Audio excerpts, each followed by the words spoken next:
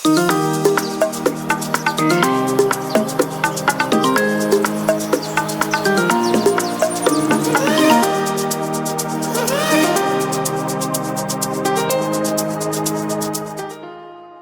Cable TV Kenya, beyond the real. Are you looking for someone to cover your special occasion? Look no more. High Heights Productions we offer live streaming services, wedding coverage, burial coverage, music and video production, documentary shoots, photo shoots, event organization, and graphic designs. High Heights Production, we serve you the best.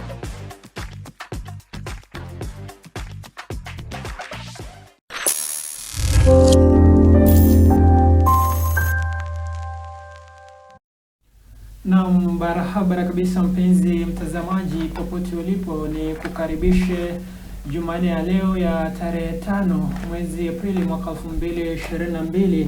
Wanasema kwamba hauchi kuna kucha. Makala hewani sasa hivi ni mezani, na naye kukaribisha katika makala ya siku ya leo ni mie na udha wako wa siku zote mpenzi mtazamaji, kaka Tom Ogega. Na kumbuka ni kituo chako hiki cha Sky Cable TV Kenya, tukikutangazia katika mitandao yetu ya kijamii.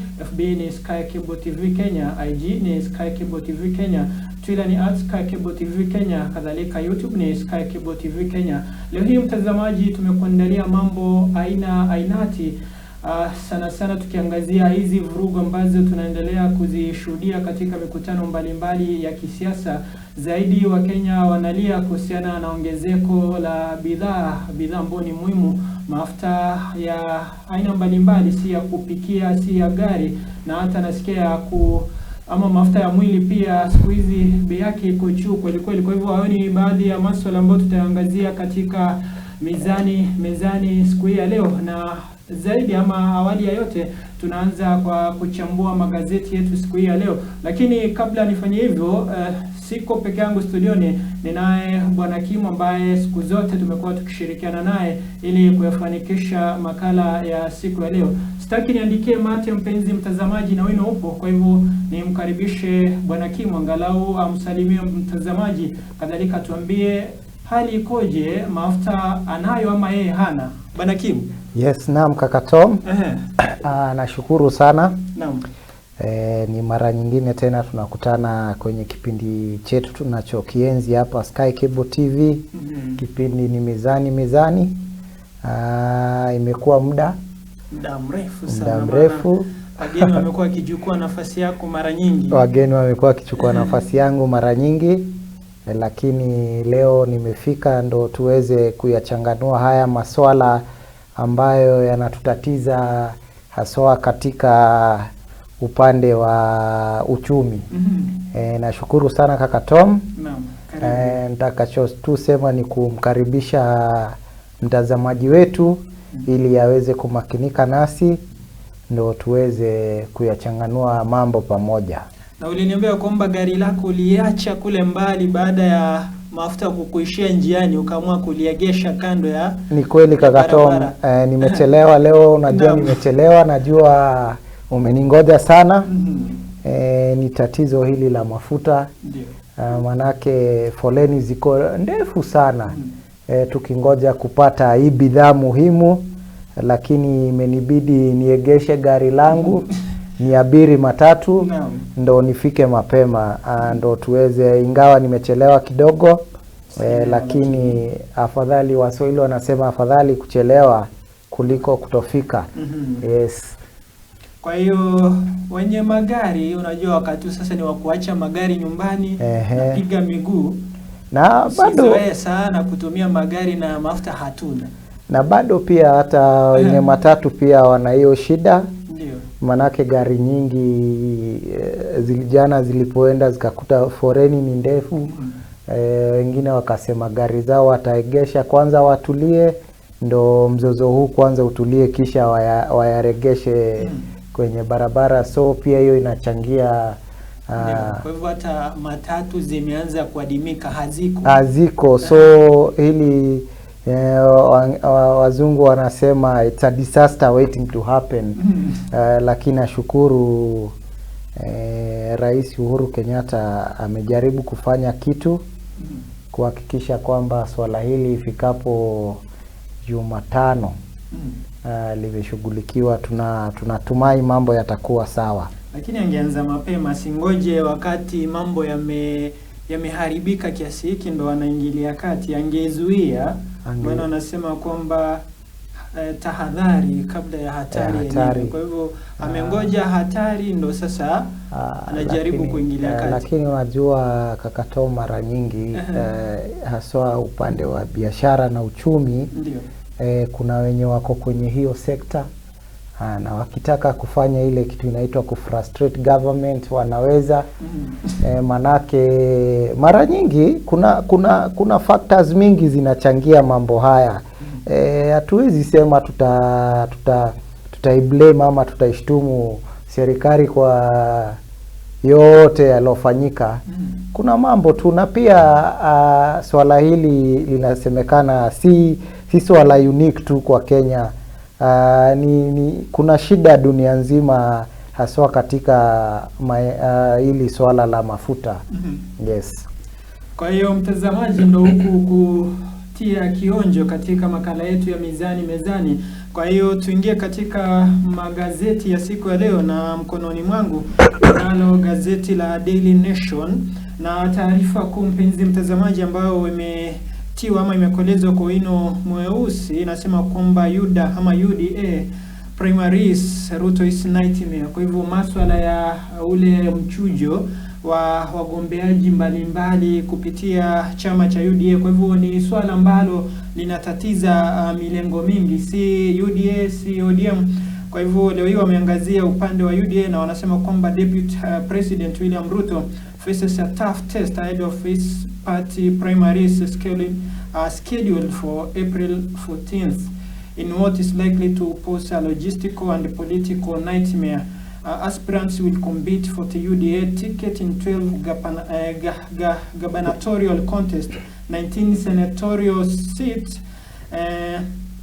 and 19 senatorial races, 27 women rep positions and 128 parliamentary seats. Kwa hivyo ni masuala ambayo yatafanyika kuanzia tarehe 14 mpenzi mtazamaji, kuhusiana na ule mchujo. Kwa hivyo taarifa hiyo kuhusiana na mchujo wa UDA iko katika ukurasa wa 4 na 5 wa gazeti lako la Daily Nation. Kadhalika taarifa nyingine ambayo imeangazia mpenzi mtazamaji katika gazeti lako ni kuhusiana na yale madai ya mauaji ya mbunge wa Likoni mbunge wa Malindi Aisha Juma. Kwa hivyo ile kesi ndo sasa imeshika kasi, maana hiyo jana mshahidi wa kwanza alitoa ushahidi wake katika mahakama. Kadhalika taarifa nyingine inahusiana na janga ambalo tunalo katika taifa letu la Kenya kuhusiana na ongezeko la bei ya mafuta. Si ongezeko tu, maana mafuta yenyewe hayapo, yameadimika. Kwa hivyo naona katika gazeti hili la Daily Nation, naona kuna umati wa watu ama foleni ndefu ya watu ambao wamepanga huku, wengi wao wakiwa ni wana bodaboda, wakijaribu kuona ya kwamba wapo watayapata yale mafuta ngalondo biashara yao iendelee. Kadhalika tunaambiwa kwamba why some top KCPE stars might miss their dream schools. Kwa hivyo kuna wale wanafunzi ambao walitia fora, lakini huenda zile shule ambazo walizichagua mtazamaji hawataziunga ama hawatajiunga na hizo shule. Na taarifa hiyo ipo katika ukurasa wa nyuma zaidi wa gazeti hili la Daily Nation. Ni kwamba Magoha anasema kwamba wanafunzi hawa walifanya uteuzi ambao haukuwa sawa, na anasema kwamba zoezi la kuteua shule ambazo wanafunzi hawa watajiunga nazo utafanywa kielektroniki. Kwa hivyo itakuwa ni tatizo sana kwa baadhi ya wanafunzi ambao walifanya uteuzi ambao hukuwa sawa. Taarifa nyingine mtazamaji ni kuhusiana na yale maneno ya naibu wa rais William Samoei Ruto ambao aliyatoa jana kuhusiana na hapa wa mafuta. Kwa hivyo alisema kwamba Kenya ama serikali ya Kenya haipaswi kusema kwamba vita ambavyo vinatokea kule nchini Urusi na Ukraine hatuwezi sema kwamba ndivyo vimesababisha uhaba wa mafuta. Kwa hivyo akasema kwamba kuna masuala mbalimbali ambayo yanafanyika katika serikali ya sasa. Kwa hivyo na majuzi ama ni jana pia Rais Kenyatta amesema kwamba ama ameingilia kati angalau kuona ya kwamba iwapo ataokoa jahazi kuhusiana na huku kuongezeka kwa bei ya mafuta nchini, mpenzi mtazamaji. Kadhalika katika ulingo wa spoti katika gazeti la Nation ni kuhusiana na kurejelewa kwa robo finali ya michuano ya klabu bingwa barani Ulaya. Leo hii kutakuwa na Man City ambao watamenyana na Atletico Madrid, kadhalika kutakuwa na Benfica dhidi ya Liverpool. Kwa hivyo ni baadhi tu ya taarifa ambazo zimeangaziwa katika gazeti hili la Daily Nation. Kwa hiyo kutegemea na urefu wa mfuko wako, jinyakulie gazeti hili na magazeti mengine angalau upate taarifa nyingine zaidi. Na upande mwingine bwana Kim namuona nalo gazeti la The Standard. Kwa hivyo naye atumegea mawili matatu yaliyoko kwenye gazeti la The Standard. Bwana Kim. Naam kaka Tom. Mikononi nipo na gazeti ya The Standard. Naam. Ambayo inachapishwa na The Standard Group. Ni gazeti ambayo imeipa taarifa ya kichwa ama kipaumbele inasema ni kwamba mzozo how 34 billion dispute pushed Kenya into fuel shortage. Ni kuhusiana na hilo swala la mafuta, manake ndo swala ambalo kwa sasa linatatiza wa Kenya. Ni kwamba kuna malipo ya ile ya subsidy ya 34 billion inafaa kulipwa wale marketer wa oil marketers. Ni kwamba hiyo ndio taarifa imepewa kipao mbele na gazeti la Standard. Habari utaipata katika ukurasa wa 5, 6, 7 na pia 29. Pia naona kuna ile taarifa ya jana ama naibu wa rais Dr. William Samoei Ruto alikuwa anahutubia wanahabari jana kuhusiana na swala hilo la mafuta, na pia swala la hizi zinaitwa party primaries. Pia kuna naona kuna inasema build junior high schools. Hili ni swala ambalo Magoha anasema shule kulingana na mtaala mpya wa CBC, shule za kibinafsi zinafaa kutengeneza madarasa yale yanaitwa ya junior high, yale yatalingana na mtaala wa CBC. Taarifa hiyo utaipata katika gazeti ya Standard ukurasa wa 13. Yes, pia naona taarifa nyingine zilizopewa utazozipata ndani ya gazeti la The Standard. Kuna mwakilishi mwaniaji wa wakilishi wadi kule Kisii ambaye aliuawa, lakini ni mwanabiashara maarufu jijini Nairobi. Lakini alikuwa amesafiri kwenda nyumbani manake anawania uwakilishi wadi. Lakini alipata kuuliwa kwa njia ya kutatanisha siku ya jana. Ni jana ama juzi.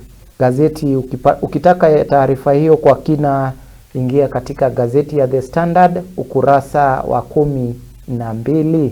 Pia kuna taarifa nyingine kama za masala ya kijamii. Kuna taarifa inasema my husband married a second wife to get boys. Anasema bwanake alitafuta bibi wa pili manake angalau apate vijana, manake pengine alikuwa anapata tu watoto wa jinsia ya kike. Pia taarifa hiyo utaipata katika gazeti ya The Standard ukurasa wa 17. Ya nitasema kuna taarifa nyingine tu inahusiana na biashara. Inasema Wakenya wamewekeza ama wamesave shilingi bilioni 32 katika M-Shwari. Nadhani mpenzi mtazamaji, gazeti hilo ndo gazeti la Standard. Hizo ndo taarifa ambazo utazipata pale ndani.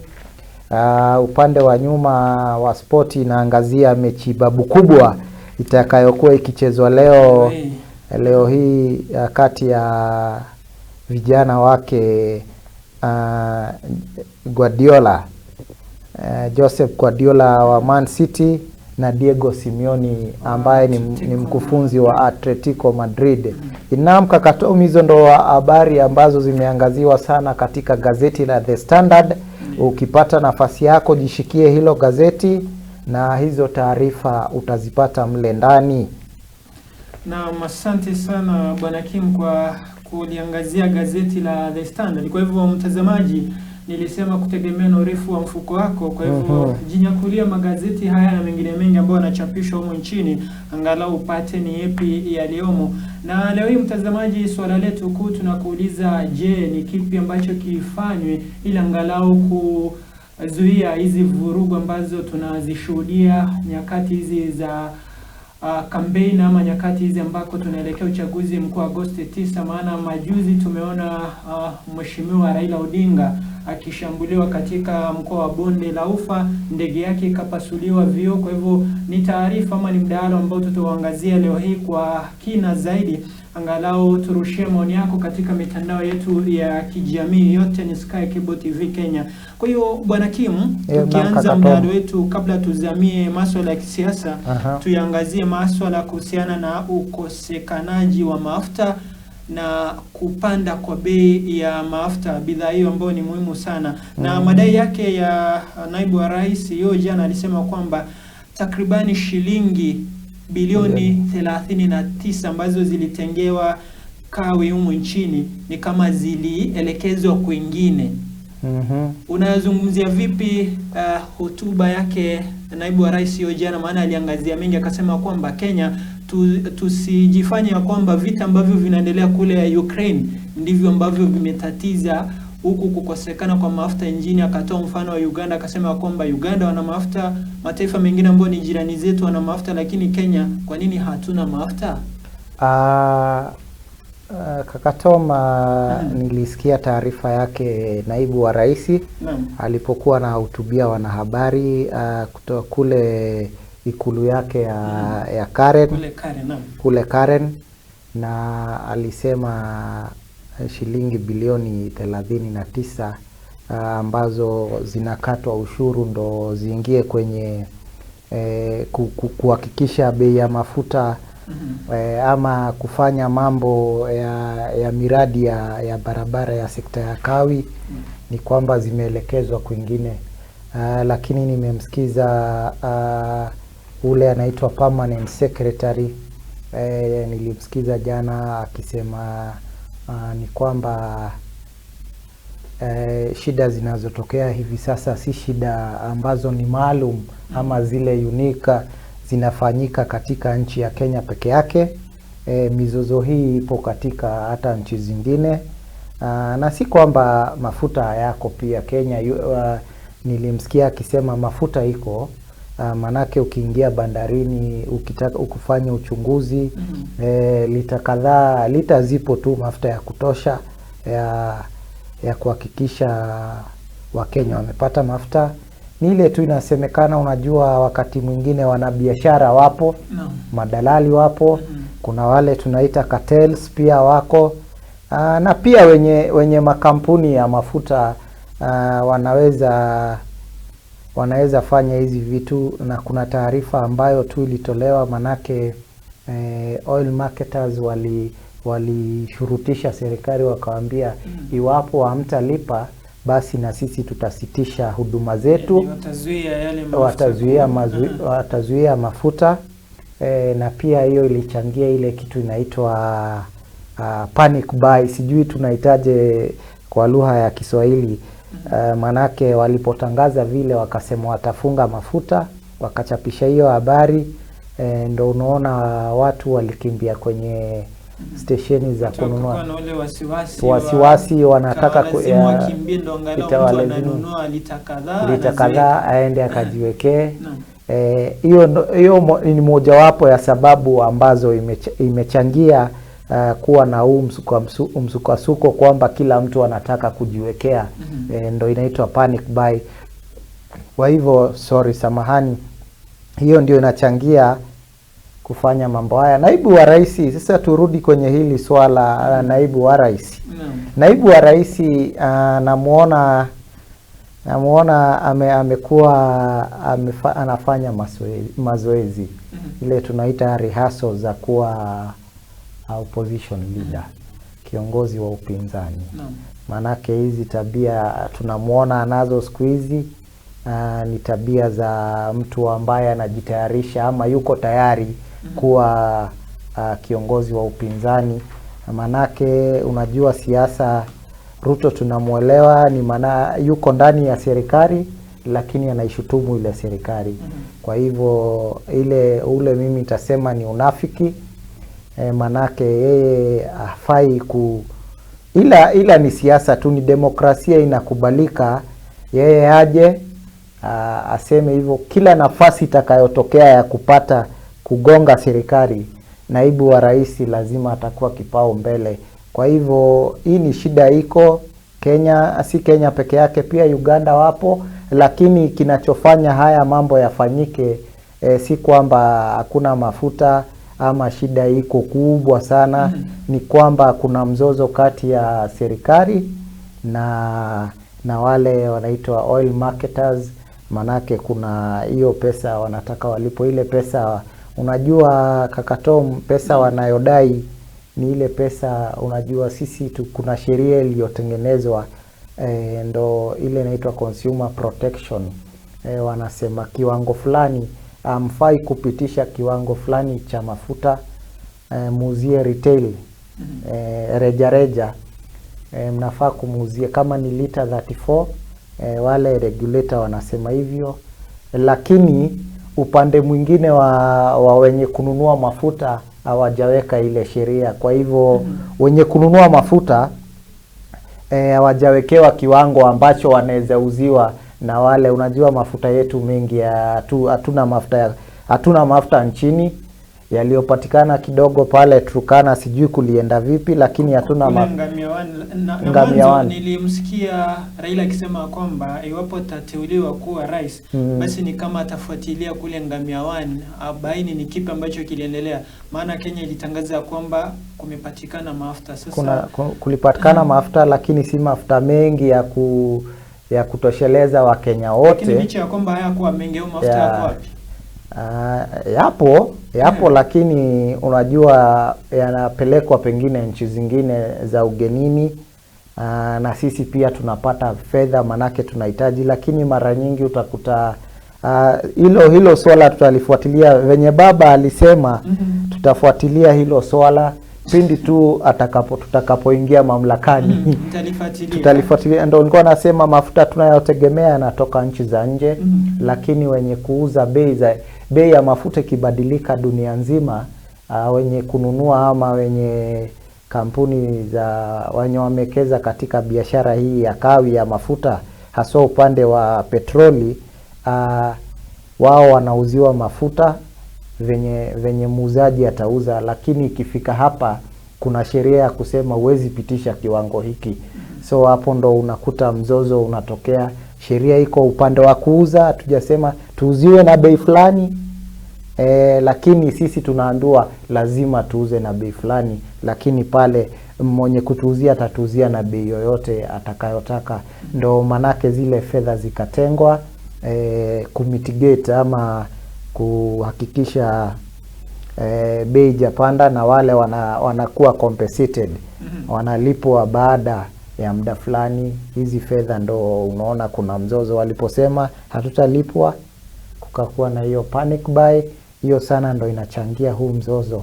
Na naibu wa rais, unajua sasa tuko katika mhula wa siasa, kwa hivyo lazima atatake ile kitu inaitwa advantage.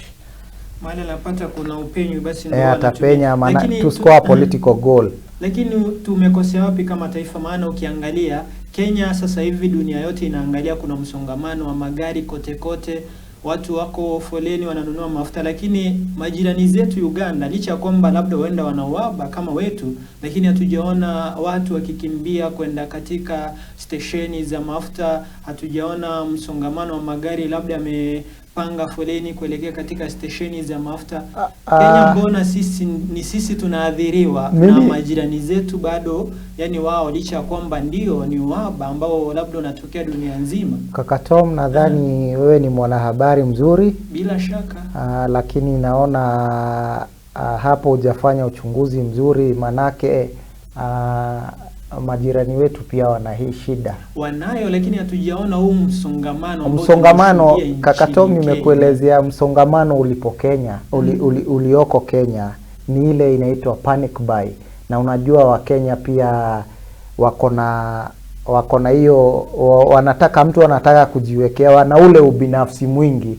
Nakumbuka juzi nilimuona rais wa nchi jirani ya Tanzania, Mama Samia Suluhu, akiliongelea pia swala hili la mafuta. Akasema pia bei shukishwe, manake pia kuna msukasuko, ila si kwamba mafuta hayapo, ni kwamba yapo, lakini kuna, kulingana na vita vinavyoendelea kule Ukraine. Nilimsikia akisema tusidanganyane, dunia mzima na shida ya petroli, manake kuna ile vita ya Ukraine na Urusi. So ina maana gani? Inamaanisha si shida unique peke yake ama si shida maalum ya Kenya. Wakenya tu kuna zile tabia tunasema zetu tu. Nadhani shida ipo kila mahali, lakini hapa vitu zinakuaga mara nyingi zinakuwa exaggerated.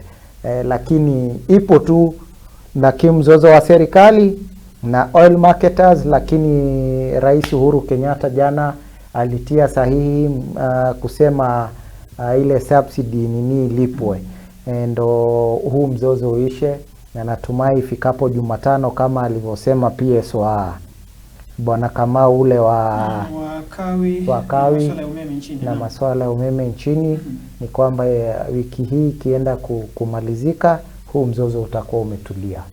Lakini nadhani ni masuala ambayo wangeyazuia yasifanyike, isifikie mahali ambako imefikia, lakini tunajua kwamba serikali yetu pia inapenda kungoja mambo yaharibike ndo ijitokeze.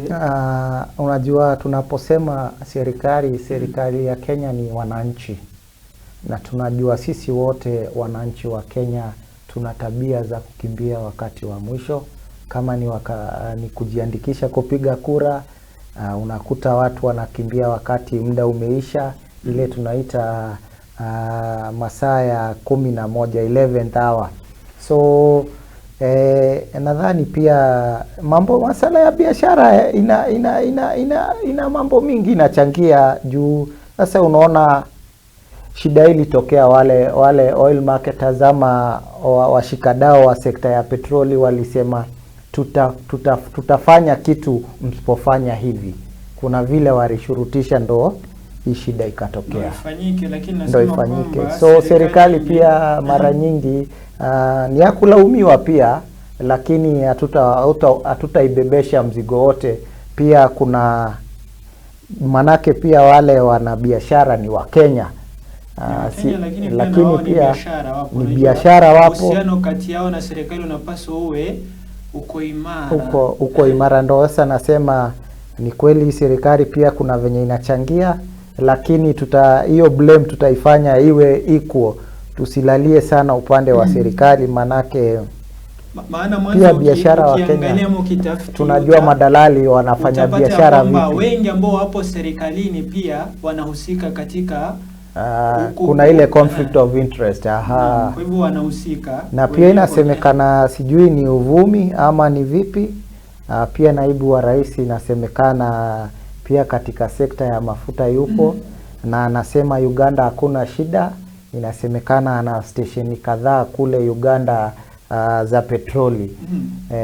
So si vibaya kuwa mwanabiashara, ni madai, lakini nile hiyo tunasema niyo inaitwa conflict of interest. Haya, si neno. Kwa hivyo swala la mafuta na bidhaa nyingine nchini, like, si mafuta, kumbuka si mafuta tu peke yake. Kwa hivyo hadi chakula majuzi tumekuwa tukilea kwamba lower food prices. Tulikuwa hapo. Kaka Tom, unajua dunia nzima inategemea sana mafuta. Naona pia wakulima wale wanaitwa wakulima large scale farmer, naona wakilalamika manake pia bei ya diseli imepanda, mambo ya mbolea, vitu zote dakika ya mwisho zinaelekea wapi? Kwenye mafuta. So pia maisha yamepanda, petroli ndo manake petroli ndo kila kitu kwa uchumi dunia nzima. Wale wana mafuta mengi sana wana reserve ama zile za mafuta ni Marekani. Na Marekani hawana mafuta hawachimbi ama hawana mafuta mengi sana. Lakini awali ambavyo tunalia sisi watalia vipi na wao ndo wenye the biggest reserve. Awali kama sisi lazima tutalia manake tunawategemea wale. Si neno, lakini serikali inapaswa kujukumika, maana sisi pia tunaitegemea serikali. Wao ndio wanatuwakilisha. Tunalipa ushuru, ni kweli. Ushuru pia tunalipa. Lakini kumbukwe shida hii ya bei kupanda na kila kitu si Kenya. Pia pale Marekani na ndo nchi ndo nilikuwa nakupatia ndo ina the biggest reserve ya mafuta dunia nzima. Hivi sasa mafuta kule yamepanda na shilingi 5 kwa lita, na ni kitu ambacho hakijaifanyika. Kwa hivyo kuna kitu kinahusiana na sekta ya petroli, na sana sana ni venye tunakwepa inachangiwa sana na vita vya Ukraini na Urusi. Yes. Kwa hiyo hayo ni masuala ambayo tunaiachia serikali, maana ni jana ama ni juzi Rais Kenyatta ametia saini ule ama ile kima cha shilingi nadhani ni bilioni 34 kuelekeza katika hao ambao wanahusika katika sekta ya kawi nchini na petroli. Kwa hivyo tunaiachia serikali na serikali ijukumike. Kwa hivyo isiwe ya kwamba inasubiri hadi mambo yanakuwa mabaya zaidi ndio wanajitokeza. Hiyo ni kweli kaka Tom. Kwa hivyo tunaingia katika swala la ule mswada wa marekebisho ya katiba ambao ulitupiliwa mbali. Ilikuwa ni BBI. Wiki iliyopita siku ya Alhamisi ulizimwa, lakini wanasema kwamba licha ya kwamba ulizimwa, miongoni mwa masuala ambayo yalikuwepo 5 yalikubaliwa, kwa hivyo 2 ndio yalikataliwa. Na wanasema kwamba pindi tu kabla ya uchaguzi wapo wanaosema kwamba watarudi tena na huo mswada. Kwa hivyo ni kama mahakama licha ya kwamba iliuzima iliwapa nguvu kidogo, maana kuna yale masuala 5 makuu ambayo hayakupingwa mahakamani. Kwa hivyo tupate ile video ya wabunge wakitoa hoja mbalimbali, hisia za wabunge kuhusiana na huko kutupiliwa mbali kwa ule mswada wa marekebisho ya katiba.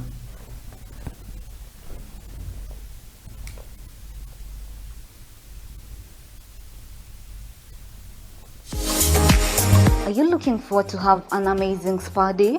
Sony Dance Barber Salon and Spa offers haircut services, pedicure, manicure services, facials, nails, braiding, weaving, dreadlock retouch, ear piercing, and makeup services. We are located at Kasarani Majimazuri Stage, Kiambu Kirigiti next to the stadium, and Thome Maroroi bypass. For more information, call us on 0715 646 358.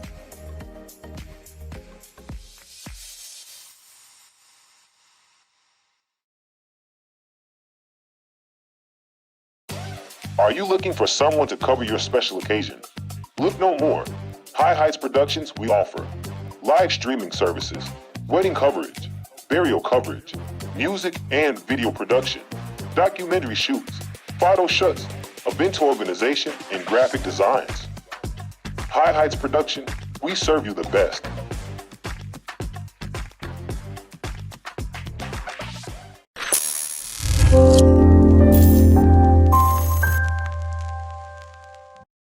Mr. Speaker, judges have said is do it right, and reggae is back on. So all we need to do is go on in August and reggae is back. And Honorable Speaker, again, the ruling in the Supreme Court also concur well with you as it is a very good ruling. We thank the judges.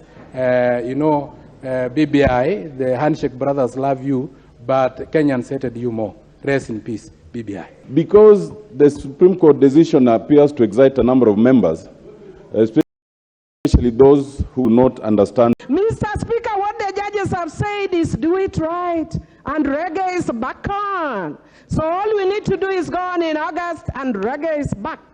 And Honorable Speaker, again, the ruling in the Supreme Court also concur well with you as it is a very good ruling. We thank the judges. BBI, the handshake brothers love you, but Kenyans hated you more. Rest in peace, BBI. Because the Supreme Court decision appears to excite a number of members, especially those who do not understand the law, like Honorable Sankok. Allow me to inform the Honorable Sankok that contrary to his celebration, he should actually be mourning. Because out of 7 fundamental points, the Supreme Court allowed 5 grounds. Of fundamental importance is that it has set the stage for reggae to resume immediately after the elections. This process, Mr. Speaker, from the onset, has been marred with a lot of unconstitutionality, Mr. Speaker. A lot of public funds have been spent through this process, Mr. Speaker. And also, the ruling today, Mr. Speaker, that the President is immune. Mr. Speaker, that does not also confer immunity to the many public servants who were engaged in this illegal and unconstitutional process, Mr. Speaker, like one PS of Interior who came out and told Kenyans that they are going to swallow this process like malaria queen. The most dangerous concept that was raised in that process was the issue of the basic concept. If the courts had allowed basic concept the basic structure concept or doctrine, Mr. Speaker, reggae would be as dead as a dodo. Because, Mr. Speaker, the basic structure concept says that it was actually equating the application or making the Constitution to be a Bible or the Quran that cannot be amended at all. Hakuna mtu anaweza kwenda kusema tumeshinda ama tumeshindwa.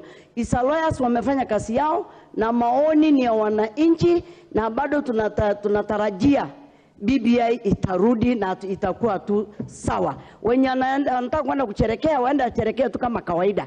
Kwa sababu kawaida wanacherekea kitu aina mguu, aina mbele na nyuma. Kwa hivyo waenda acherekea hizo, lakini BBI bado iko kwa laini. But indeed we are very happy. And Baba has said that BBI will be back. Reggae will be back after Baba is sworn in as the fifth president of the Republic of Kenya. Na barabara kabisa, mpenzi mtazamaji, karibu tena baada ya kuzipokea sauti hizo za wanasiasa. Umempata Mili Odhiambo, umempata ni Ndindi Nyoro, kadhalika kumekuwa naye Sankok wakizungumzia ama wakitoa maoni yao, hisia zao baada ya ule mswada wa marekebisho ya katiba kutupiliwa mbali na mahakama ya juu humu nchini ama Supreme Court. Kwa hivyo Bwana Kim, yes. Maswala ya BBI. Maswala ya BBI kwamba BBI ilipoletwa si watu wengi walikuwa wanajua ina yapi, hakukuwa na ile civic education, lakini kwa watu waliokuwa wamepata nafasi. Lakini nadhani hiyo ndio ilikuwa shida ya kwanza, maana Wakenya hawakuelimishwa. Ndio shida ya kwanza. Lakini kuna wenye kama sisi tulipata kuisoma na ilikuwa na mengi mazuri, ila kulikuwa na tashwishi kidogo, lakini ni kwamba unajua tuko ule mhula wa siasa, na ni kwamba kuna ambao walikuwa wanapinga kwa sababu zao na kuna wenye walikuwa wanaiunga mkono. Ni kwamba wenye walikuwa wanapinga ndo waonyeshe ubabe wao wa kisiasa. na ni mlengo ambao unaongozwa na naibu wa rais wa Kenya Kwanza. Lakini kumbukwe kwanza walo nyuma yake ni mmoja wao ni kinara wa ANC ambaye ni Musalia Mudavadi. Lakini kumbuka awali kabla ajiunge na Ruto alikuwa nyuma ya Musalia. Hapo sasa ndo nasema inakumbukwa walitia sahihi wakiwa na mwenzake wa Ford Kenya Moses Wetangula. Hivi sasa unawaona wako nyuma wanapiga makofi kwamba imeanguka. Sababu nakwambia hivi ni kwamba ni wanapinga tu mradi waonyeshe ubabe wao wa kisiasa kulingana na mlengo uliopo. Lakini kwangu, kulingana na mimi, kwangu BBI ilikuwa na manufaa mengi sana ya kumsaidia mwananchi. Lakini ni kwamba Kenya Kwanza, namshukuru Rais Uhuru Kenyatta. Iwapo ingekuwa ni serikali ya Moi, ingepita Wakenya wapende wasipende. Amepatia vitengo vingine vya serikali kama mahakama nafasi yao ya kuwa huru bila kuwaingilia ndani, wanafanya maamuzi na yanakubaliwa. Ni kweli BBI imeanguka, imesitishwa. Tutasema kwanza ni kusitishwa, manake mara ya kwanza iliangushwa na koti, lakini pia ikapelekwa kwenye Supreme Court. Sasa msumari wa mwisho wakaifunga kabisa. Lakini ni wapo kinara wa ODM na Rais Uhuru Kenyatta ambao wanaongoza mlengo wa Azimio wataibuka washindi tarehe 9 Agosti. Ina maana unaona kama alivyosema mwanasheria mkuu Otiende Omolo, ule mbunge wa Rarieda, ni kwamba zilizokubaliwa ni 5, zilizokataliwa ni 2. Kuna maana ni kwamba hizo sehemu 2 zilizokataliwa kuna marekebisho ambayo yatafanywa iwapo mlengo wa Azimio utapata ushindi, na tunatumai BBI itafufushwa tena. Manake rege lazima itaendelea kulingana na viongozi wa Azimio la Umoja. Walopinga pia wamefurahia, lakini ni kulingana na uko mlengo upi, uonyeshe ubabe wako. Manake inakumbukwe sana naibu wa rais amekuwa akipinga, alianza kwanza na kupinga katiba tulionayo sasa. Inakumbukwa na yeye pia ndo mtu wa kwanza kubenefit ama kupata manufaa mazuri, manake alikuwa ameipinga ile katiba na ndo ilileta naibu wa rais yawe. Na saa hii unamuona yuko ndani ya serikali, hakuna mtu anaweza mvuta kazi, ndo manake anapinga serikali akiwa ndani. Inamaanisha katiba aliyokuwa akipinga, lakini ule wakati bado alikuwa anataka kuonyeshana ubabe wake wa kisiasa alipokuwa katika mlengo wa no. So mara nyingi unakuta hata wanaopinga inaweza kuwa ni nzuri, lakini sababu ya kuscore ile political points ama kumassage political ego, unakuta mara nyingi wanapinga hizi vitu, lakini wao ndo wa kwanza kunufaika iwapo hizi vitu zinafaulu. Lakini wachanganuzi ama wachanganuzi wa masuala ya kisiasa wanasema kwamba iwapo katiba ambayo tunao sasa hivi ya mwaka 2010 haijatekelezwa 100%, mbona tuwe na marekebisho ya katiba mengine, na ili hali kile ambacho tunacho mkononi basi hatukitilii maanani? Mara nyingi unajua kaka Tom, katiba ziubadilishwa duniani mzima.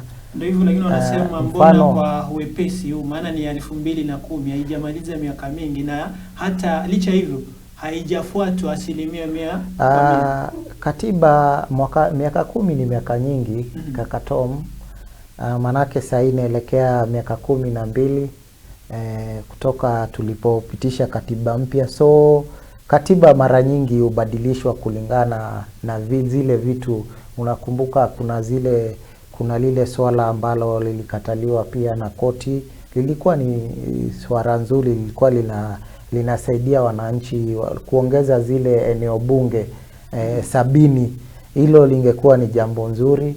Pia fedha, mgao wa fedha, hizo vitu zote, ingawa anasema hizi vitu zinaweza badilishwa kupitia sheria, lakini anaonyesha ubabe na wabunge wengi hakufanya hivyo. Na BBI ilipitishwa.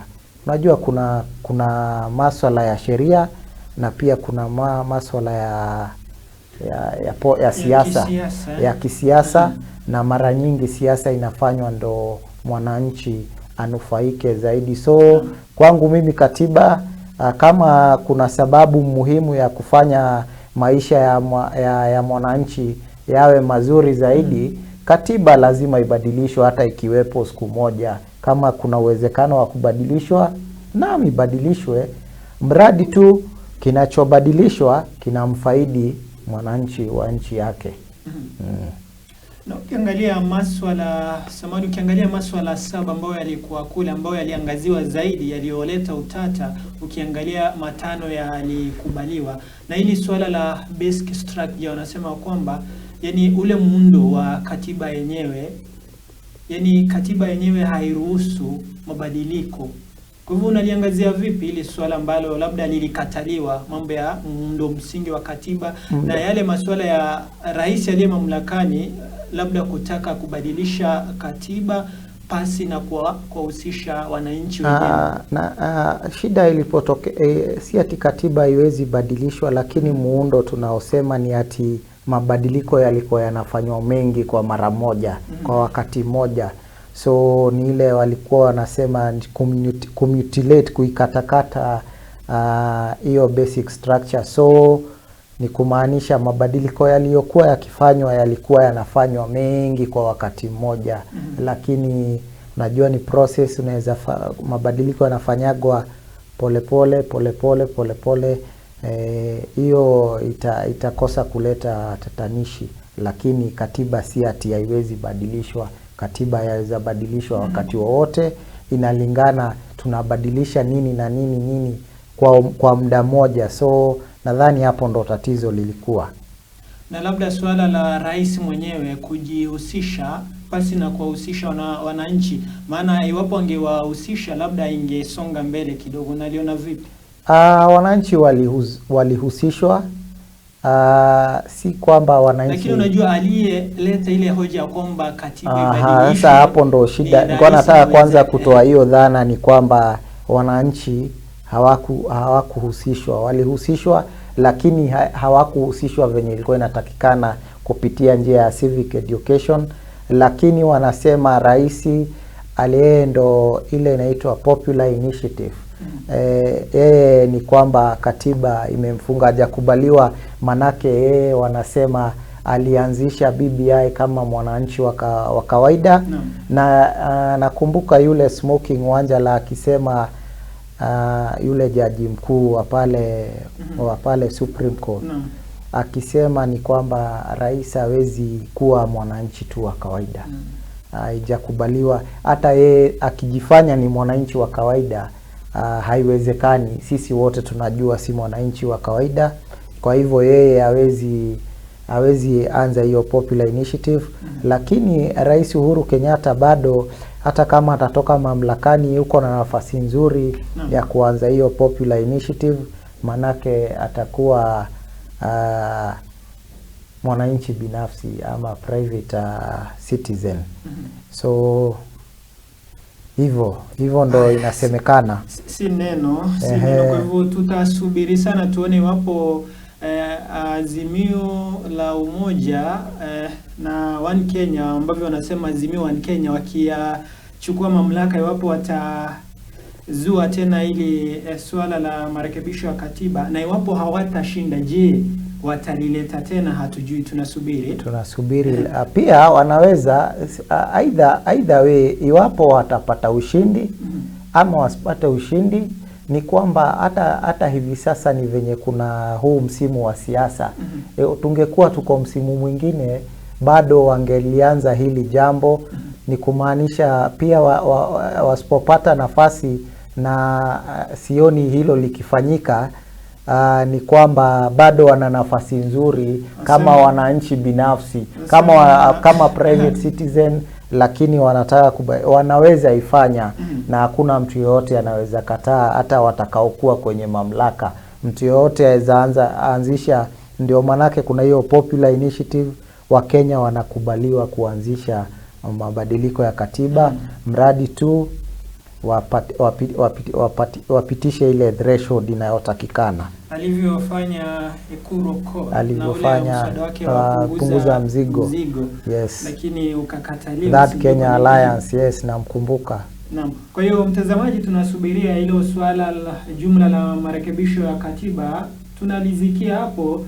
Tunasubiria baada ya uchaguzi mkuu tuone iwapo litarejea tena. Kwa hivyo ni swala ambalo tunaendelea kulisubiria tuone iwapo litatokea. Kwa hivyo kumbuka kwamba makala hewani ni Mezani na ni Mezani Jumanne ya leo ya tarehe 5 mwezi wa 4 mwaka 2022 mtazamaji. Kwa hivyo swala letu kwa ambalo tulikuuliza leo hii ni kwamba je, ni kipi ambacho kifanywe ili angalau kuleta ule utulivu nyakati hizi za kampeni na uchaguzi mkuu, maana tumeshuhudia vurugu zikitokea, majuzi akishambuliwa yule kinara wa chama cha ODM na mgombea wa kiti cha urais kupitia ule mlengo wa Azimio One Kenya.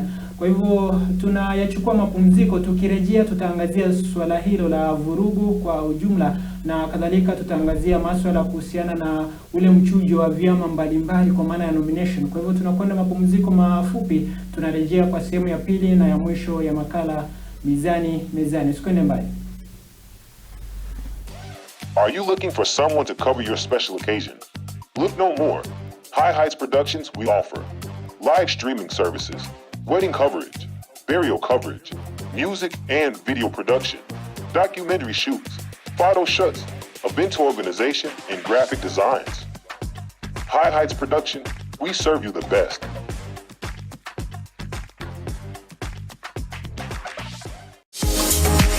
Are you looking forward to have an amazing spa day? Sony Dance Barber Salon and Spa offers haircut services, pedicure, manicure services, facials, nails, braiding, weaving, dreadlock retouch, ear piercing, and makeup services. We are located at Kasarani Majimazuri Stage, Kiambu Kirigiti next to the stadium, and Thome Maroroi bypass.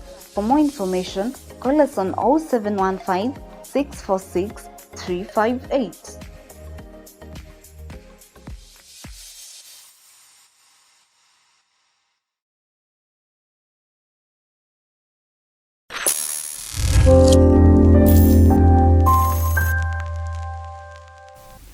Na mtazamaji, tunarejea tena katika sehemu ya pili na ya mwisho ya makala Mezani Jumanne ya leo. Naona zimekatika dakika 42 baada ya saa 4 asubuhi majira ni Afrika Mashariki, na kukumbusha swala letu kuu tumekuuliza ni kipi kifanywe ili angalau kutuliza hizi vurugu ambazo tunazishuhudia katika mikutano mbalimbali ya kisiasa, wanasiasa wakishambuliwa, magari yao kupasuliwa, hata ndege. Tumeona majuzi ndege ya Mheshimiwa Raila Amolo Odinga ikipasuliwa vioo akiwa katika maeneo ya Bonde la Ufa. Kwa hivyo hili kuingia katika mdahalo huu, ningependa tupate ile video yake Raila akielezea alivyoshambuliwa katika mkoa wa Bonde la Ufa kule. Kwa hivyo tuipate hiyo video ya Raila aelezea alivyoshambuliwa kule mkoa wa Bonde la Ufa, ndo tuendelee na mdahalo wetu mtazamaji.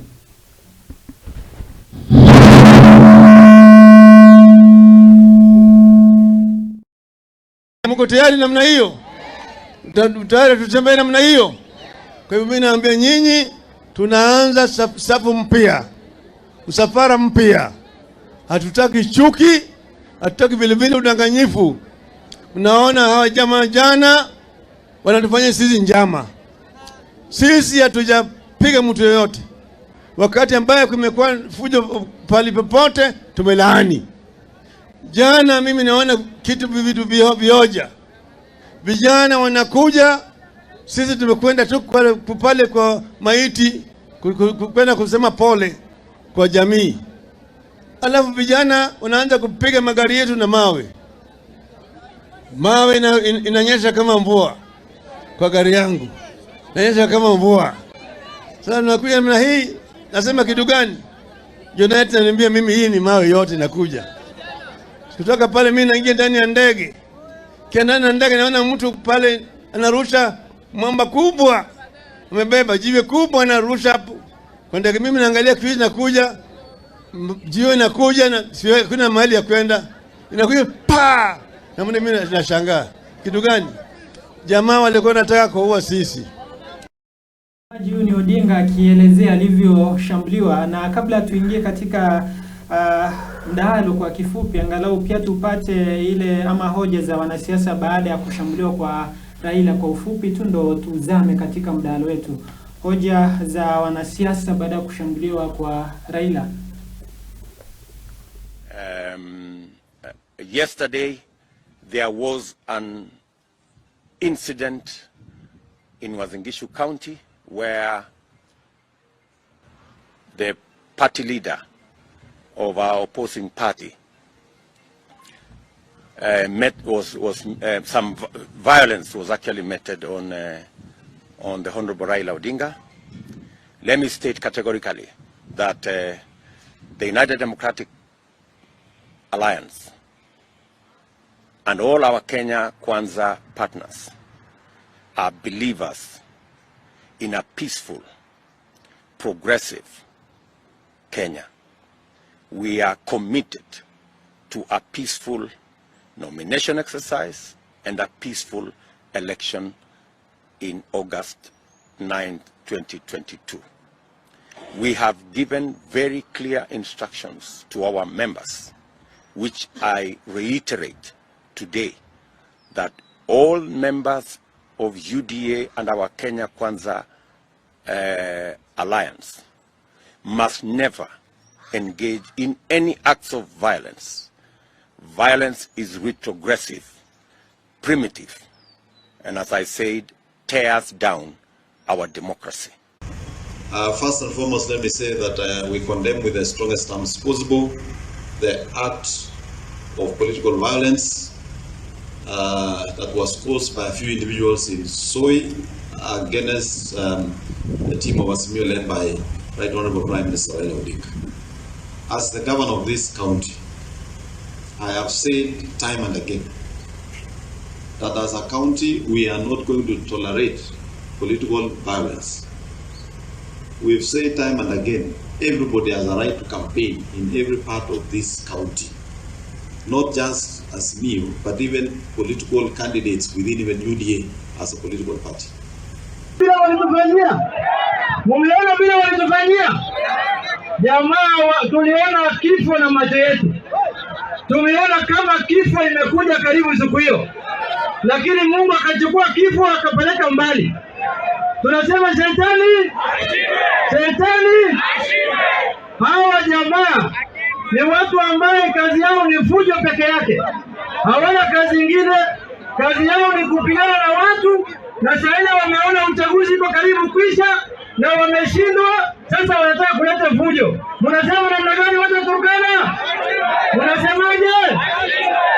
Ile mambo ambayo imeleta hiyo fujo ni mambo ya kupiga kifua. Yeye William Ruto anasema kila saa, mimi ndo nimesimamisha sijui BBI, mimi ndio sijui nimefanya Uhuru amekuwa rais, sijui mimi ndio nimefanya Raila amekuwa prime minister. Yeye kama hapo na hiyo nguvu yote, mbona hawezi kujifanya yeye kuwa rais ya Kenya? I have instructed the party to work with the police so that we can get to the root of what happened yesterday in Eldoret.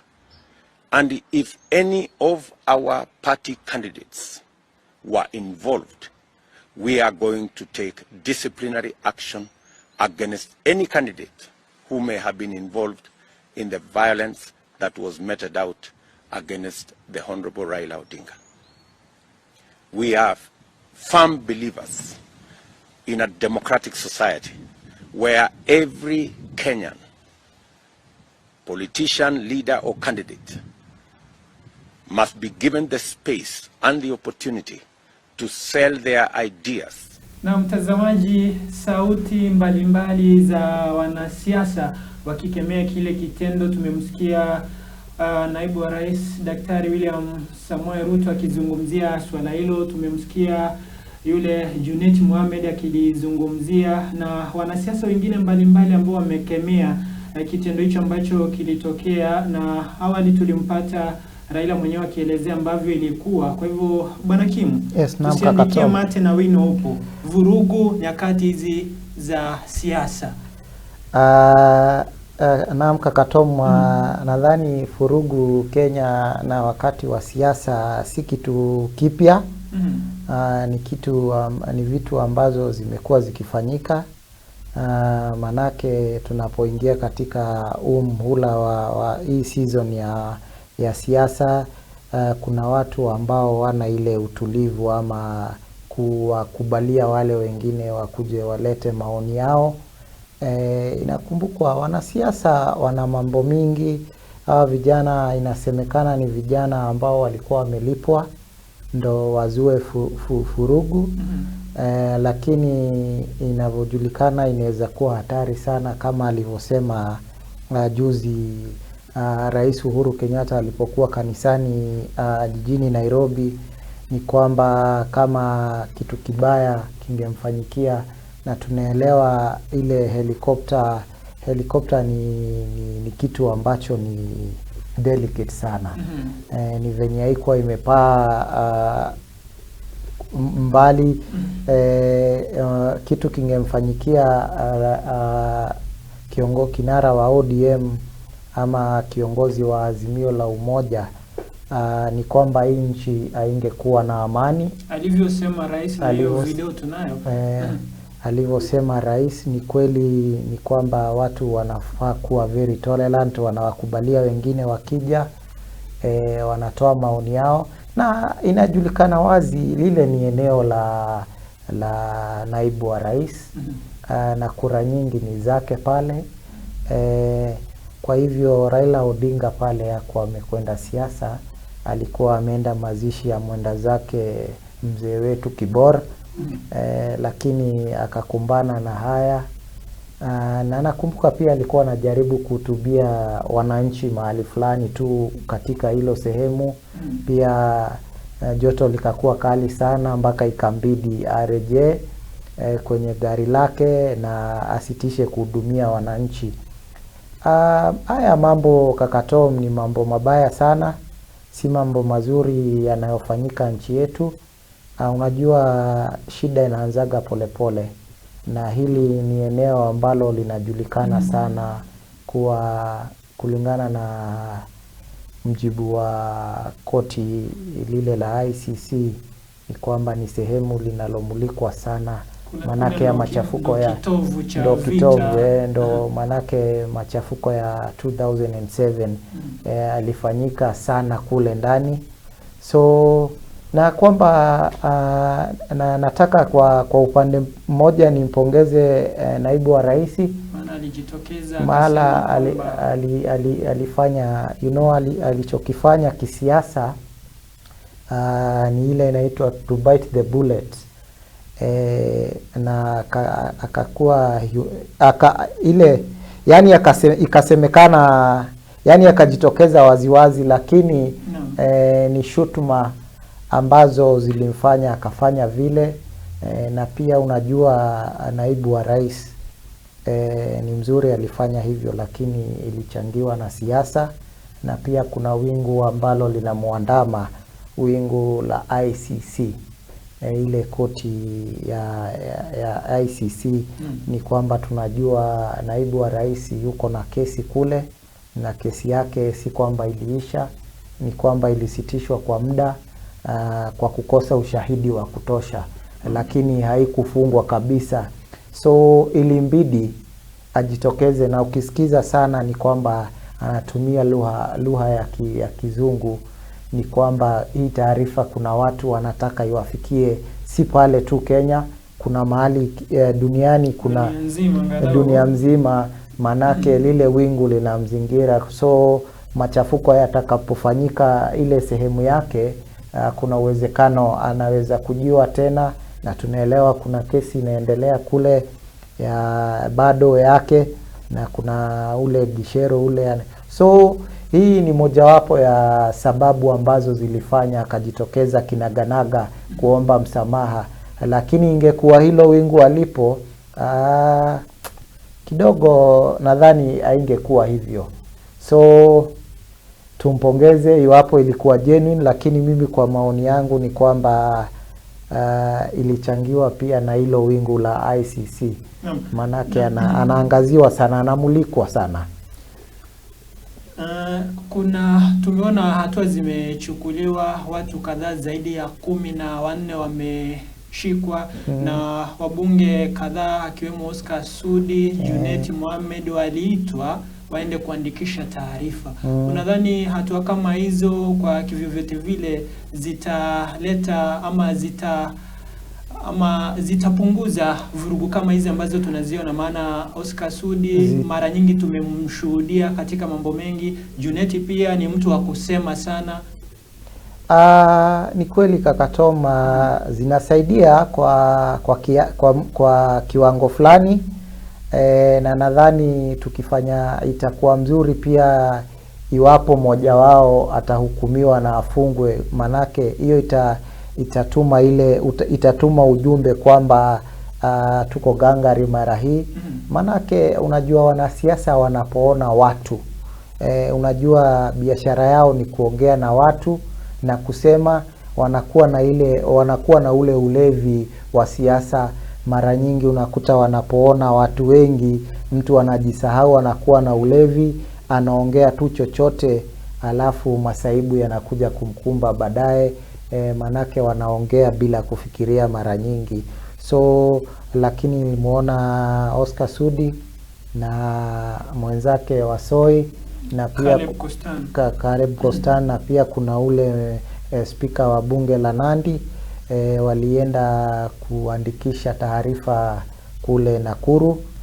Lakini shida iliyokuwa na wanasiasa mara nyingi ni kwamba wakubali makosa, na nafurahia naibu wa rais alipofanya. Lakini hawa lieutenant ama hawa wadogo wake ama wanaofuata nyuma, ni kwamba anasema wakati wowote anaposhtumiwa amefanya makosa, anajaribu kuleta makosa ya wengine. Ni kama mtoto akiambiwa wewe umekamatwa ukila sukari, naye anasema hata si mimi, hata si nani alikula sukari. Ile na kimombo tunasema two wrongs does not make anything right. So ni kumaanisha mara nyingi wanaita tabia na inachangia zaidi. Wanaomba msamaha kwa mkono mmoja, mkono mwingine bado wanachochea machafuko. Manake anaposema mimi naomba msamaha, lakini na sisi anatia, unajua msamaha uliokuwa na zile vitu zinaitwa conditions, si msamaha. Na kusamehe, lakini walakini sitasahau ama nanyi tukija kwenyu msitufanye hivi. So pengine angekuwa mzuri, angeomba nasi kama mmetushika, wale wengine wakifanya hivyo mwakamate. Lakini hizo conditions anapeana. Anasema nilimsikia mbunge senator wa Kakamega Cleophas Malala akisema nasi tukienda Kondele msitufanye hivi. So hiyo pia inachangia machafuko. Kama unaomba msamaha, omba msamaha na useme yalofanyika si mazuri, si kuomba na kuchukua kwa upande mwingine. Lakini hizo ni tabia za wanasiasa, na tunasema tuko in that stupid season. Vitu kama hizi zipo, zitafanyika, lakini idara za usalama ama idara zinazohusika ni mzuri ziwatie mbaroni na ziwafunge hawa watu. Manake machafuko ya mwaka 2007 yalianza hivyo. Na tukimalizia swala hilo, upo wakati Ruto alienda kule Kondele, yaliyomtokea Odinga yakamtokea kule, gari lake likapasuliwa, akashambuliwa kule. Lakini haikusemwa sana ama hatukuona watu wote wakishikwa wakiambiwa waende waandikishe taarifa, ikatulia tu ikasemwa, lakini hatua yote haikuchukuliwa. Wapo sasa wanaosema kwamba mbona wakati Odinga ameshambuliwa wako wa kusemwa, wako wa kushikwa, wako wa kuitwa waandikishe taarifa, lakini wakati alimtokea Ruto akiwa Kondele hatukuona chochote kikifanyika. Kaka Tom, nadhani mara nyingi unajua siasa, tunapoangazia siasa pia inalingana na ni nani na uzito alionao. Tunamjua kinara wa ODM. Kwanza niseme Kaka Tom kabla nije hapo, haimaanishi kuna, nakumbuka naibu wa rais alipoenda Kondele yaliyofanyika, nakumbuka kamishna wa eneo lile alijitokeza na akasema uchunguzi unafanywa, ila ile taarifa haikupewa uzito sana na uchunguzi hatujui kama ulifanywa kufanyika. Ile taarifa ndo haikutiwa uzito sana pia na nyinyi wanahabari. Ilikuwepo, unajua ilikuwepo na sisi hatuhusiki katika. Sasa ndo nasema manake hii ya baba imepewa uzito, manake baba tunasema ni mtu mkubwa sana nchini. Ama ndege ndo inafanya. Hata si ndege, ni nani amepigwa na uzito alionao. Unajua pia hiyo inachangia taarifa kuwa kubwa. Ni naibu wa rais, lakini tunaposema si tuliangazia taarifa hiyo, lakini haikuwa na uzito mkubwa kama huu, na kuna mahali ilisemekana ni magari yaliyokuwa kwa msururu wa naibu wa rais alipigwa mawe wakati ule. Lakini mara hii lile jiwe lililogonga ndege lilikuwa limemwelekea nani? Sijui mimi, maana pale. Sinasemekana lilimwelekea karibu limgonge. Hata taarifa unasema iligonga kile kioo cha ile ndege ya helikopta. Na hilo jiwe nukta tu kidogo lilikosea kumpata Odinga. So ina maana pia taarifa hiyo inachangiwa na uzito iliyokuwa nao, manake kidogo tu wangempata, lakini ile ya naibu, magari yaliyokuwa kwa ile msafara wa naibu wa rais kule Kondele ndio ambayo yalipigwa na mawe, lakini hapa ilienda directly karibu impate Odinga. Pia angeguzwa naibu wa rais, taarifa ingekuwa zito, lakini ni mojawapo ya magari yaliyokuwa msafara wa nani, wa naibu wa rais yaliushiwa mawe. Lakini mara hii karibu tupate ajali kubwa sana, manake ndege si mchezo. Ingekuwa imepaa juu sana, ama lile jiwe lingempata kinara wa ODM, mambo hayangekuwa mazuri hapa Kenya.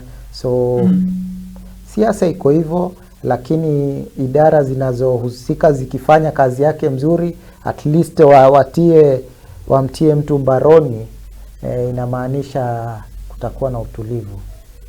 Na si neno. Kwa hiyo ni masuala ambayo yanatokea, na isiwe ya kwamba mna ule bagusi na mambo kama hayo. Kwa hivyo Wizara ya Ulinzi ichukue majukumu yake, angalau wale ambao wanahusika katika mambo kama haya watiwe mbaroni na tuone wakihukumiwa. Nimeona kuna vijana ambao walikuwa pale, vijana 17 wako kotini kulingana na swala hili. Na pia inasemekana uchunguzi, kuna wenye walishikwa pale kwenye tukio la mkasa, walishikwa na pesa 1,300 ambazo ziko katika denomination za shilingi 50. Na ni vijana ambao walikuwa walevi, na inafuatiliwa mpaka ikajulikana ni nani. Hao vijana 17 wamewataja. Inasemekana mujibu wa vyombo vya usalama ni kwamba wabunge wanaoitwa pale Nakuru kuandikisha taarifa wamehusishwa moja kwa moja na wale waliokamatwa. Majina yao yametajwa. So tutasema sheria ichukue mkondo wake. Na makala yalifanywa juzi na Nation kuhusiana na ule umati wa kununuliwa.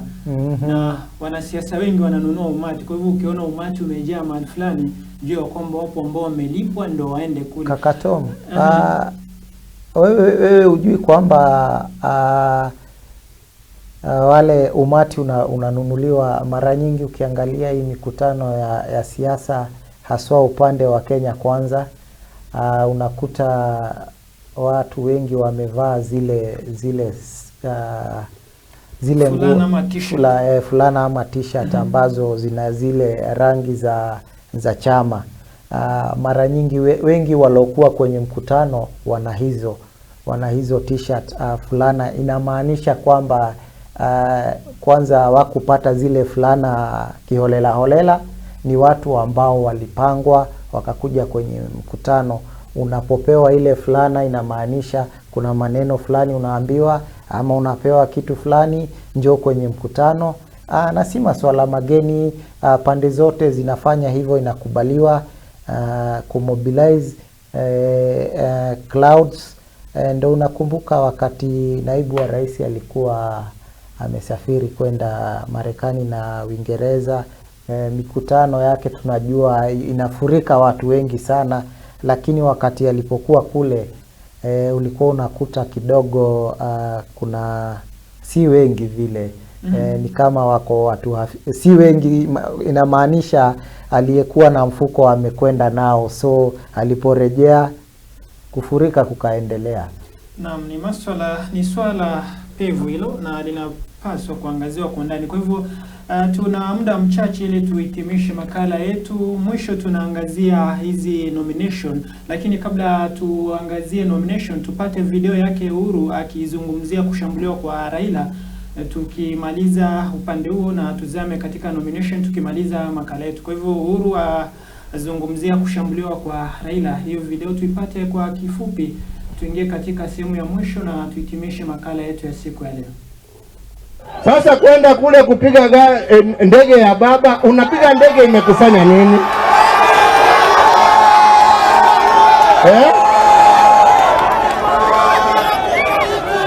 Kama kitu ingetokea hapo, hiyo jiwe iwe imeipiga huyo mzee, si hiyo ni moto ungewaka taifa letu la Kenya? Tunataka mambo kama haya? Tunataka mambo kama haya? Watu waombe kura kwa njia ya heshima na amani, si namna hiyo? Kutangaza msimamo ya mtu sio kufanya wewe ni adui yake, ni msimamo wako tu. Mimi nikisema naunga baba mkono, mimi sisemi mwingine ni umbaya, lakini kura yangu mimi najua pahali nataka iende. Ama namna gani? Si hiyo ni haki yangu? Nimekosea? Nimekosea? Ni wangapi wanasema sijakosea na tutatembea hiyo safari pamoja? Namna hiyo.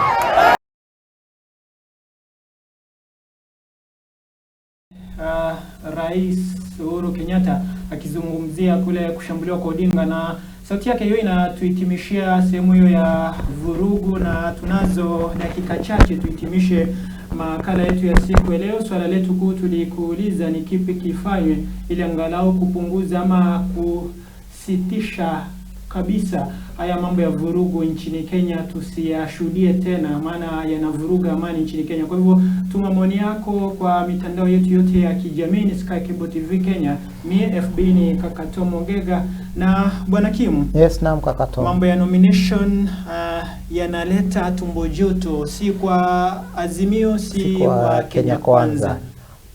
Kama tukimalizia tuiangazie kwa kifupi kama ipo tatizo na tatizo ambalo linajulikana limekuwepo katika milengo ya kisiasa ama vyama vya kisiasa, ni swala hili la mchujo ama nominations.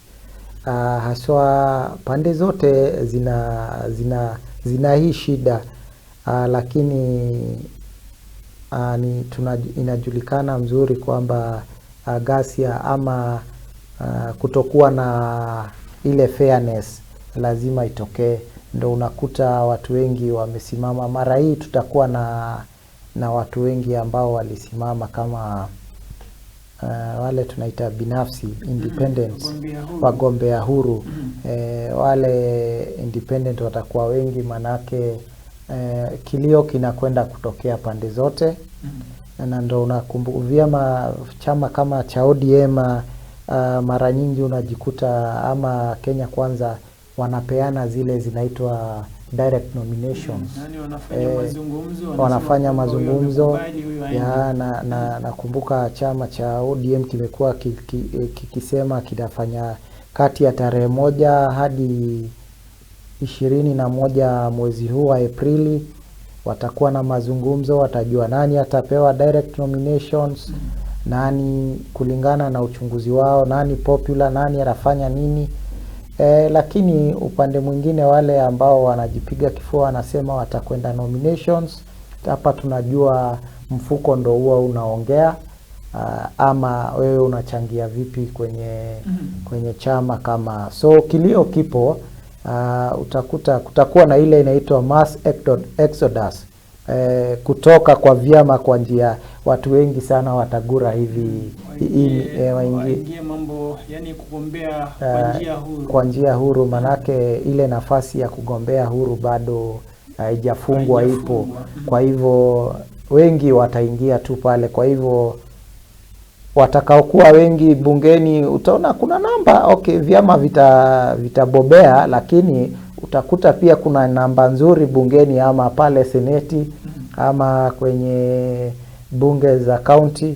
So utakuta independent candidate wako wengi sana, manake unavyojua kaka Tom, hizi nomination mara nyingi hazisimamiwi na IBC, ni ile inaitwa ni vyama internal structures.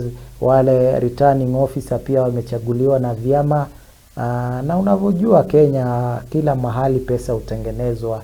Kwa hivyo ina maana kuna ambao watanunua tiketi, kuna ambao watapewa direct nominations. Ni ile tu inaitwa formality tu, kuonyeshana tumeenda nominations, lakini kutazuka mambo pale. Na ukiangalia kuna hii inaitwa direct, yani mnafanya mazungumzo, mnasema kwamba huyu tumeonelea kwamba mfano kule sijui ni Homa Bay ambapo kunaye Millie Odhiambo, mpata kuna Kidero ambaye alikuwa gavana wa Nairobi. Walimpa Odhiambo moja kwa moja, lakini Kidero analalamika, anasema kwamba hapa tungeenda mchujo ndo wananchi waamue. Kwa njia moja ama nyingine pia ile ni nzuri. Manake dakika ya mwisho mtu mmoja tu ndo atakayepata ile tiketi. Lakini unajua ili mtu aridhike ni wananchi waamue, aridhike. Lakini pia tunajua hii exercise ya kufanya nomination ni shughuli pevu, si shughuli ambayo ni ya kuchezewa kifedha. Manake pia kuna kuprint zile ballot papers. Nakumbuka mwaka wa 2017 chama cha Jubilee, na ni chama ambacho kilikuwa na fedha nyingi na uwezo, kulikuwa na shida ile ya ballot papers, na ilikafanyika tena ikarudiwa. Manake fedha hapa ikuagi mchezo. So unakuta mara nyingi kama tutaweza kuzuia kwenda sehemu nyingi, kama tutazuia kwenda nominations, pia tutapunguza ule mzigo wa fedha, manake pia chama kinahitaji pesa.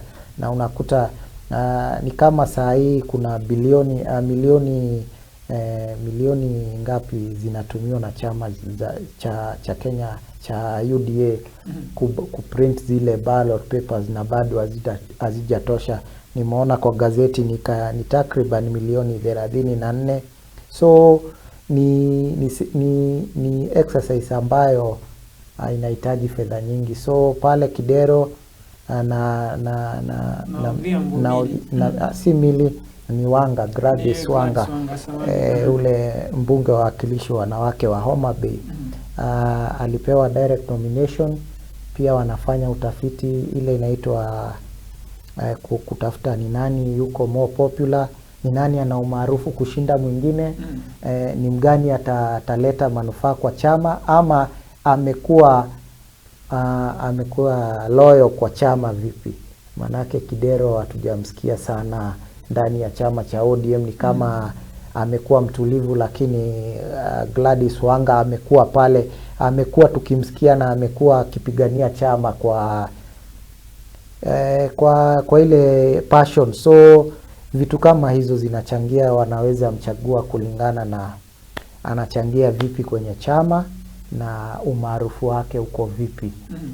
So hizi pande zote tunamuona, mpaka naibu wa rais juzi alikuwa na wabunge wa eneo wa kaunti ya Kisii, na pia mazungumzo fulani mwachie fulani, manake hiyo pia unakuta kwa saa hii si chama kimoja, hivi vyama vina ile inaitwa coalitions, ni miungano. Na wakati unakuta watu wa muungano mmoja wanabishana ama wanashindana, kuna nafasi kubwa sana ya wapinzani kupata ile tiketi. So ndo unakuta mara nyingi mazungumzo yatafanywa. Yes, naam kaka Tom. Tukimalizia, maana hilo swala la kumpa mwingine tiketi na kumwacha mwingine, maana wote wako chama kimoja, hayo yametokea kule, tumesema Homa Bay, kuna kule Mombasa pia nilisikia wanachama ODM, kuna mwanabiashara kule ambaye ni maarufu pia, naye nilisikia kilalamika kwamba ODM haifanyi haki. Uone huku kuteua mtu ama kumpa tiketi ya moja kwa moja kutaleta ule utengano katika chama, maana wapo wale watajiondoa katika hicho chama. Kama nilivyokuambia awali kaka Tom, wampi mtu ovyo ama bure tu, lazima wamefanya utafiti wao, wakamwona ana nafasi kubwa. Ndio, lakini huyu mwingine ambaye labda ndio hana nafasi lakini anataka tu agombee kupitia hicho chama, umeona kwamba amenyimwa tiketi na yeye anasema kwamba tuende nomination, basi wananchi waamue. Kaka Tom, siasa inakuaga aina ile tunasema, ndatumia neno hili, huruma. Manake lazima kutakuwa na mshindi mmoja. Aidha tutakwenda mchujo ama tutampa mtu direct nomination. Kama mtu atasikia ni wa kufinywa, bado atasikia amefinywa tukifanya zote. Manake dakika ya mwisho lazima kwa siasa kutakuwa na mshindi mmoja. Lakini angalau anataka aridhika, wana ya kwamba wananchi wameamua. Mara nyingi nikwambia utakuta hata tukifanya hizo nomination sehemu zingine, utakuta kuna ile wamefanya hesabu wakaona fedha zitatumika, na hata tukikwenda nomination mwenye tungempa direct bado yeye ndo atachukua. So unakuta wanasema wengine, wewe kaa hapa tutakupa nafasi fulani. Juu nimesikia kwenye hii mikutano tutakwenda nomination, lakini watakaoshindwa msigure chama, mtapata nafasi yenyu, ama tutakapochukua kiti uongozi mtapewa kazi nyingine. So kuna yale mazungumzo, lakini hasa mtu kama hataki atakataa tu hata tukienda nominations. Na bwana Kim, muda wetu umeyoma, kwa hivyo haraka vipi? Maneno yako ya mwisho ni yapi? Muda umekwenda. Muda umekwenda kweli. Maneno yangu ya mwisho kaka Tom, ningependa kusema na kuambia wananchi ni kwamba ni mhula wa siasa, na kila mtu Kenya ana uhuru wa kuunga mkono upande anaotaka, na wape wengine nafasi ya kuwasikiza. Manake pia kwa kusikiza unaweza pata kitu unaweza pata kitu ambacho ulikuwa ukijui. Kwa hivyo kuwe na utulivu, na tukue tolerant, ile kitu gharama sana ile ya kubwa ni amani. Na amani ni kitu muhimu sana. Kwa hivyo tuwape wengine nafasi na tuwasikize, hata mtaani kaka Tom, wakati tunakuwa na midahalo, manake tuko katika huo mhula wa midahalo. Msikize mwenzako, mpe nafasi, umsikize hata kama aungi mlengo unaotaka mkono. Na hivyo Kenya itakuwa na demokrasia ambayo ni machua. Naam. Na Azimio, maana wewe ni mtu Azimio, utolewe hapo, na siku hizi nasikia kwamba ni Azimio One Kenya. Wiki hii mipango yenu ikoje? Kaka Tom, kama hauna habari ni kwamba Azimio la Umoja ni kama limekuwa chama. Si muungano tena. Lakini ilifanywa chini chini, haikuangaziwa sana.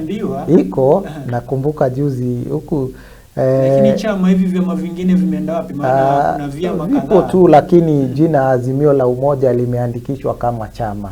Lakini vyama bado havijavunjwa. So ni kwamba sisi kama Azimio tuko gangari. Tunamuunga mkono Rais Uhuru Kenyatta na mwenzake wa handshake Raila Omolo Odinga. Na tuko gangari na ushindi tunaenda kutoa ifikapo Agosti tarehe 9. Nitakununulia chai hiyo siku. Nitakununulia chai za unajua chai tunakunywa kikombe kimoja hasa ile tutakunywa mzinga wa chai. Tutapata mzinga thamos ya chai. Hapo sasa utaniweka mtegoni, maana utaniambia mkishinda utaninunulia. Lakini jua kwamba kuna matokeo mawili. Si tukishinda tutashinda. Nina matumaini, nina uhakika 110 ni kwamba ushindi utakuwa upande wa Azimio la Umoja. Sina uoga wowote kusema hivyo. Na tutakuwa hapa uchaguzi ukifanyika. Na hayo maneno bado nitayasema manake hivyo ndo itakavyokuwa. Yes, naam kaka Tom. Lakini chai yangu mimi naitaka leo, mambo ya Agosti 9 leo utakunywa kikombe kimoja. Agosti utakunywa utapata thamos kadhaa za chai. Haya basi, watu wa Azimio ndio hao mtazamaji wanatuambia wakishinda tutakunywa chai. Na wasiposhinda hakuna wasipo halipo, hilo neno hatulitambui. Halipo. Lakini lipo, maana tunajua kwamba lipo upande mwingine lipo, lakini kuna kushindwa. Unajua hatuwezi kataa, maana kuna kushinda, kuna kushindwa. Akatoma takwimu na hesabu zinatuonesha mzuri kwamba sisi tutaibuka washindi. Manake you cannot argue, tunasema we cannot argue with facts. Takwimu zipi? Maana hizo takwimu ni venye muda wetu umekwisha. Nadhani kipindi kijacho tutazungumzia hizo takwimu kaka Tom. Basi utatuambia hizo takwimu zako. Mpenzi mtazamaji, imekuwa ni fahari yetu mie na Kim tukiwa katika meza hii ya mezani kuangazia mawili matatu, na ni kwamba hamna kubwa lisilo ukomo. Kwa hiyo kufikia hapa tunalikunja jamvi la mezani hadi juma lijalo, lakini mimi na wewe tuonane Ijumaa kwenye makala ya mishemishe viwanjani. Nikiondoka na kuacha na kauli kwamba Kenya ni yetu. Kwa hivyo iwapo utampiga mwenzako mawe wakati ambako hatujafika katika uchaguzi mkuu, na tukifika uchaguzi mkuu basi utamfanyia nini? Kumbuka kwamba huyo ambao unampiga mawe leo hii utakutana naye baada ya uchaguzi. Huyo jirani yako ambao unataka kumchomea nyumba baada ya uchaguzi atakuepo. Huyo kiongozi ambaye anakununua wewe uende ukafanye vurugu wakati una njaa, hata kuja hakuwekee chakula mezani. Kwa hivyo tupendane, tuishi ama tupigane, tuishi anavyosema wala binwala. Nimekuwa hapo kaka Tom, nikutakie wiki ya kufana hadi wakati mwingine akituridhia karima. Kwa heri kwa sasa.